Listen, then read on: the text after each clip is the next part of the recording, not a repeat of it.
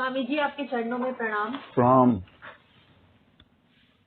कल हमने एक वीडियो बनाया था और मैंने आपसे एक प्रश्न पूछा था संत आसाराम बापूजी के विषय में और उनके दुष्कृत्यों के विषय में, जिससे कि समाज और धन की काफी हानि हुई और जन सामान्य और उनके देश विदेश में काफी व्यक्तियों को और उनके श्रद्धालुओं को उनके कृत्यों की वजह से खूब ठेस पहुंची। तो उसके विषय में कुछ लोगों ने कमेंट किए उस वीडियो पर और ये कहा कि ये मूर्खता का प्रश्न है। क्यों ऐसा प्रश्न किया? जब तक हम किसी के बारे में नहीं जानते तो हम प्रश्न करने के अधिकारी नहीं हैं। तो मैं ये जानना चाहती हूँ कि हमारे संत समाज में कई उच्च श्रेणी के संत हैं, जैसे कि सुधांशु जी महाराज, रमेश भाई ओझा, कृपालू जी महाराज, बाबा रामदेव महाराज, राजेश्वरानंद जी, श्री अवधेशानंद गिरी जी महाराज।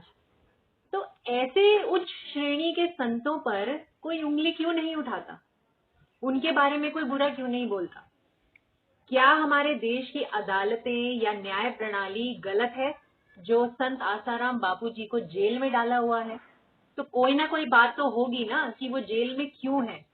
तो क्या ये प्रश्न करना हितकर नहीं था? कृपया मार्गदर्शन करें। देखिए, आपने कल जो प्रश्न किया था उस पर मैंने पर्याप्त सूचना दे दी थी, लेकिन फिर भी जब लोगों ने इस पर कमेंट चाहे हैं और आपने भी इसका उत्तर चाहा है तो मैं इसका उत्तर देने के लिए बेबस हूं। इस संबंध में मेरा ये कहना है कि प्रत्येक वस्तु के दो पहलू होते हैं,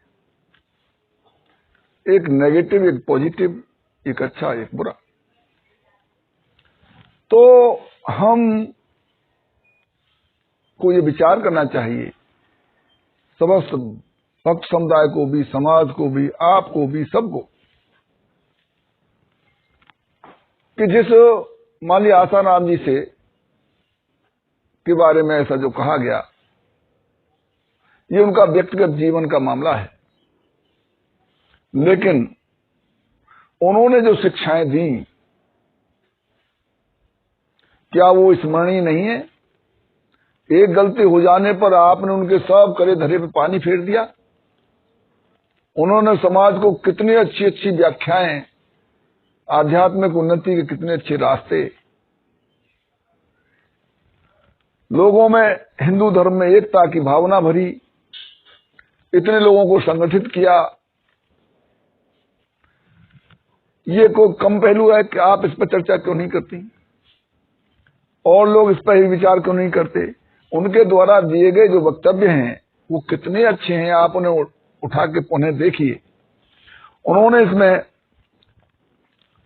कितनी कितनी अच्छी बातें बताई हैं, शरीर को स्वस्थ रखने की बातें बताई हैं, मन को स्वस्थ रखने की बातें बताई हैं, इंद्रियों को भी कंट्रोल करने की बातें बताई हैं, आध्यात्मिक उन्नति के लिए उन्होंने बहुत बहुत से उपाय बताए हैं। अब माना कि किसी शराब की बोतल में कोई अमृत रखे हुए है, तो क्या उसके उपयोग में बोतल महत्वपूर्ण है या अमृत? तो अमृत महत्वपूर्ण है ना। तो अमृत के बारे में विचार करो, अमृत का पान करो, उस बोतल से क्या लेना देना? जो उनके अंदर जो भरा था, जो उन्होंने अच्छी से अच्छी बातें बताई, अमृत तुल्य जो उन्होंने व्याख्यान दिए, उपदेश दिए, आप उन पर विचार करें, वो कितने महत्वपूर्ण थे। अब बजाय उधर ध्यान देने के आप इधर ध्यान देना। दूसरी बात, आप सत्संग और कुसंग के बारे में देखिए। अगर आप उनकी अच्छी बातों का ध्यान करते हैं, जो उन्होंने सत्संग की बातें कही थी, तो आपका सत्संग हो गया और आप उनके दुराचरण या उनके द्वारा ऐसा कृत्य तथा कथित जो आप समझ रही हैं या सुन रही हैं या समाज जैसा समझ रहा है, ऐसा मानता है, तो उसके बारे में सोचकर कुसंग ही तो हुआ। तो आप कुसंग क्यों रहना चाहते हो? सत्संग में रहिए ना। आप उनके द्वारा जो दी गई शिक्षाएं हैं उन पर विचार करें। देखिए, जहां तक कर्म की बात है और फल भोगने की बात है, जैसा मैंने पूर्व में कहा है कि जीव संस्कार, प्रारब्ध और कर्म और प्रकृति के अधीन ये फल भोगता है। यह जीव माया से प्रेरित हुआ कर्म में प्रवृत्त होता है और तदानुरूप सुख दुख पाता है। और कर्म कभी निष्फल नहीं होते। कर्म तो अवश्य ही फल देंगे। और कर्म तीन तरह के हैं, प्रारब्ध, क्रियमाण और संचित। तो जो प्रारब्ध कर्म है वो पूर्व जन्मों में किए हुए कर्मों के आवेश में जो फल भोगने के लिए कर्म किए जाते हैं वो प्रारब्ध कर्म का वेग है। क्रियमाण जो आप कर रहे हैं उसका फल आपको मिलता रहेगा। और संचित वो कर्म है जो आप आगे के जन्मों में आपको फल मिलेगा। तो मान लिया, यही मान लें हम कि जीव न जाने कितने ही जन्मों में घूमता फिरता है, कितनी ही योनियां धारण करता है, इससे पूर्व में कितने ही मनुष्य जन्म हुए होंगे, किसमें क्या परिस्थितियां, कैसा कुसंग सत्संग मिला होगा, कैसी परिस्थितियां रही होंगी। उन परिस्थितियों के आवेग में मान लिया किसी से कोई कुकृत्य हो ही जाए तो वो तो फल देगा। तो ये कैसे माना जा सकता है कि वो उनके द्वारा जो ये कर्म हुआ था उसका ये फल है? हो सकता है पूर्वजन्म में ऐसे कुछ कर्म हुए हों, उसका ये प्रारब्ध बस ये कर्म हुआ हो। अब रहा कि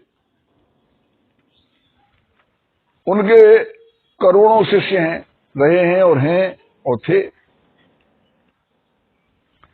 अब उनसे बहुत बहुत प्रेम वो करते थे, तो उनकी आस्था और विश्वास का भी तो परीक्षण है ये। अगर वो जेल में हैं तो लोग इस पर भी उनसे कितनी आस्था विश्वास रखे हैं, उनका भी परीक्षण है। और ये उनके ऊपर निर्भर है कि वो उनके अच्छे कर्मों को देखते हैं कि बुरे कर्मों को देखते हैं। अच्छे कर्मों को देखेंगे तो सत्संग हो जाएगा, दुष्कर्मों को देखेंगे तो उन्हें कुसंग मिलेगा। और गलत बात का चिंतन करने से गलत कर्म में प्रवृत्त होता है। अब रहा जहां तक अदालतों का प्रश्न है, जेल में रखने का प्रश्न है, तो इसमें मैं ये कहना चाहता हूं, संसार का प्रत्येक जीव, चाहे वो वनस्पति जगत है चाहे वो प्राणी जगत है, ये माया के प्रभाव से वंश वृद्धि करता है। और वंश वृद्धि करता है तो देखिए, फूलों में भी, वनस्पतियों के में भी वो फर्टिलाइजेशन होता है, उसमें भी आकर्षण होता है। स्त्रीलिंग पुल्लिंग में प्रत्येक जीव में, प्रत्येक वनस्पति में आकर्षण होता है। और यह आकर्षण एक नैसर्गिक व्यवस्था है। यह प्रत्येक प्राणियों में देखा जाता है। यह आकर्षण भी अभ्यास बल से, तामसिक गुण वर्तने से भी तद्दिशा में वेग और त्वरण के आवेश को उत्पन्न करता है। तदानुरूप इस प्रकार से सामाजिक अमान्य कर्म हो जाते हैं और प्रकृति की व्यवस्था के अनुरूप फल प्राप्ति में परवश हुआ जीव न्यायालय द्वारा प्रदत्त दंड को भोगता है। इसमें न तो न्यायालयों का कसूर है, न पुलिस का कसूर है, न शिकायतकर्ता का कसूर है। इसमें किसी का कसूर नहीं है, ये प्राकृतिक व्यवस्था है। इसमें सुखी दुखी होने की भी कोई बात नहीं है। ये स्पर्शजाब होगा दुख योने ये बताओ, आज अंतवंत कौनते नते सुरमते बुधा। भगवान ने कहा है ये स्पर्शजाब होगा दुख योने ये होते। ये इंद्रिय और इंद्रियों के विषय से उत्पन्न होने वाले जो कर्म हैं वो दुख कारक हैं, दुख देने वाले, दुख योने ये होते। लेकिन आज अंतवंत कौनते यो, आने जाने वाले आगवा पाइने अनित्य हैं। न ते सुरमते बुधा, उसमें बुद्धिमान लोग नहीं रमते हैं। अगर ऐसा हुआ होगा तो ये गीता विरोधी कार्य हो गया। लेकिन फिर भी इसमें कोई परेशानी की बात नहीं। मात्रा स्पर्श जात कौनते शीतोष्ण सुख दुखदा आगमा पायने नित्य तांत तिच्छसु भारत। ये ऐसे कर्म, सभी प्रकार के कर्म जो है इंद्रिय और इंद्रियों के विषय के संयोग से ही होते हैं, आने जाने वाले अनित्य हैं। ये तो सहन करना ही पड़ेगा, हर प्राणी को सहन करना पड़ता है, चाहे वो अच्छा कर्म है चाहे बुरा कर्म है। लेकिन इसके बावजूद भी मैं ये सोचता हूं कि मान लिया आसाराम जी के साथ ऐसा हो ही गया तो उन्हें अपने ज्ञान का अनुपालन करना चाहिए। न ज्ञानेन सदृशम पवित्र में च विद्यते। ज्ञान के समान पवित्र करने वाला कोई चीज नहीं है। ज्ञानादग्ध कर्माणि तामहु पंडित बुधा। एकांत सेवन मिला है, अपने अग्नि में, ज्ञान की अग्नि में संपूर्ण कर्म राशि को भस्म करके ज्ञान मार्ग का अनुसरण करें, आनंद लें। लेकिन अब सामाजिक जो परेशानी है इसके बारे में अगर कोई गीता पढ़ेगा तो गीता में स्पष्ट है कि भाई न जन्म है न मृत्यु है, और बहुत से कर्म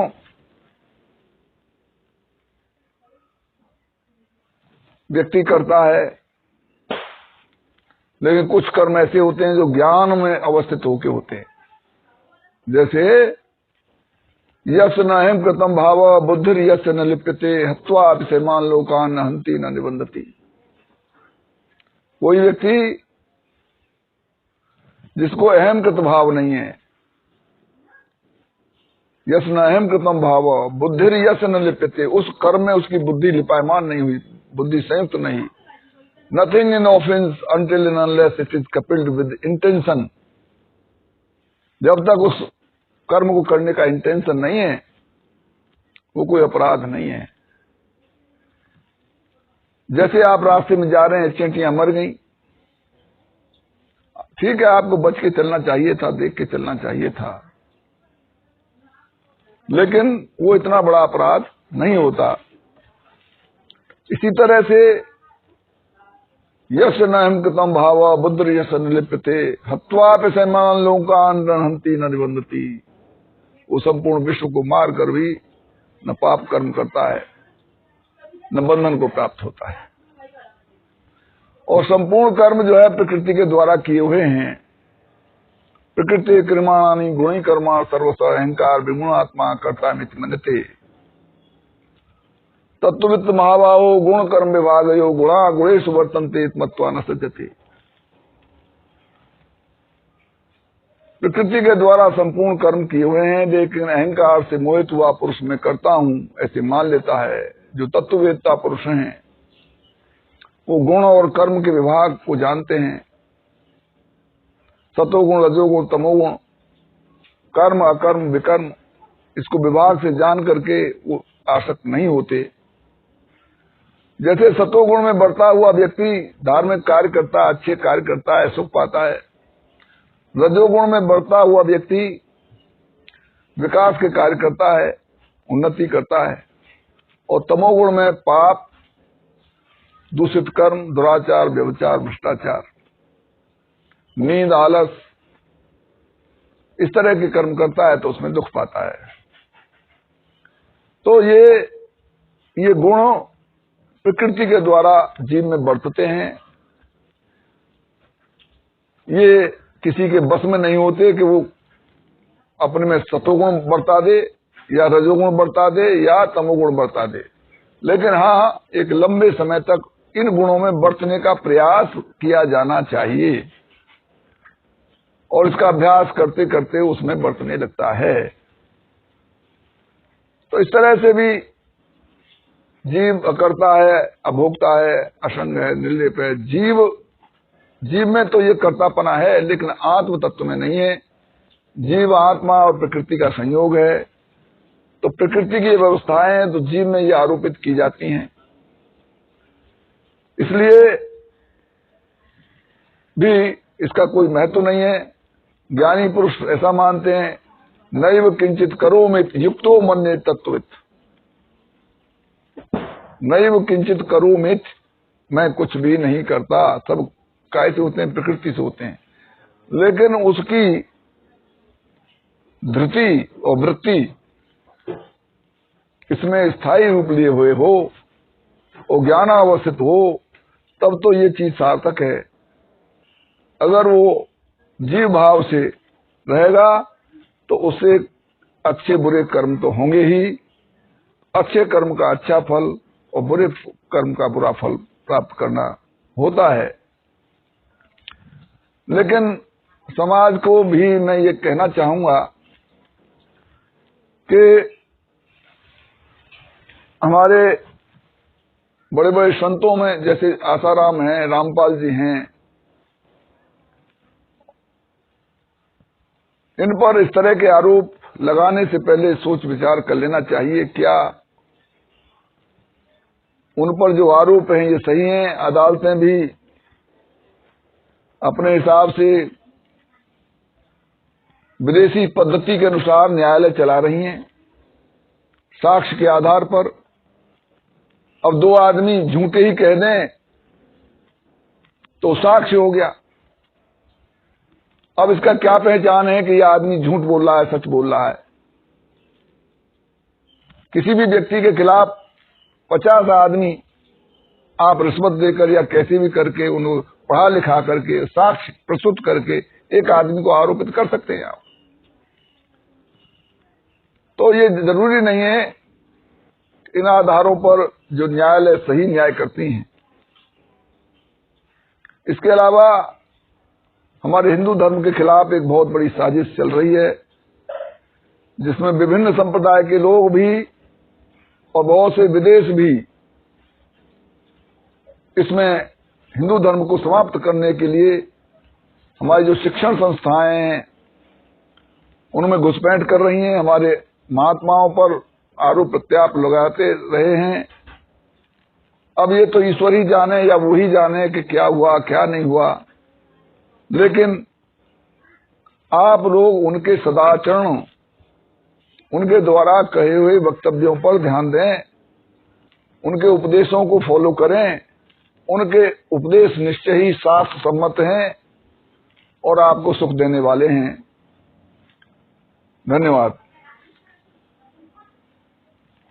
स्वामी जी, आपके माध्यम से इस विषय में जिस प्रश्न का उत्तर आज मिला उसके लिए बहुत बहुत धन्यवाद। आपने जो सामाजिक और आध्यात्मिक स्तर पर जो विवेचना की और अपने ज्ञान से हमें इस प्रश्न का उत्तर दिया, उससे मुझे तो बहुत संतोष मिला ही है।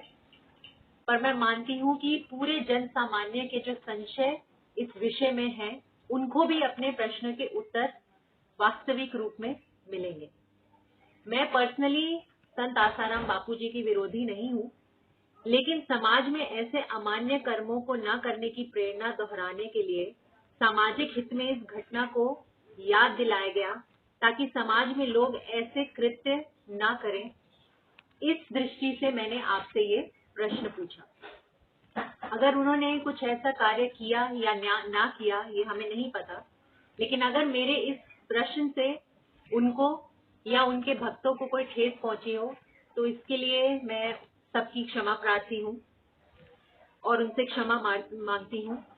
लेकिन मैं ये मानती हूँ कि ऐसी विवेचना से सबकी आंखें खुले, सबको ज्ञान मिले और उनके संशय का निराकरण हो।